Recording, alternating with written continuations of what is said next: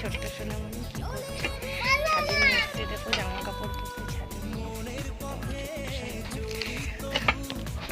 ও সোনা, তুমি কি করছো সোনা? কি করছো? ও সোনা মা, তুমি কি করছো? বলো কি করছো?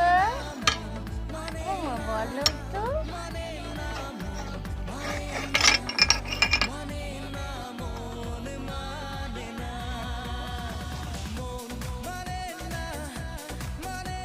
কি করছো বাবাই?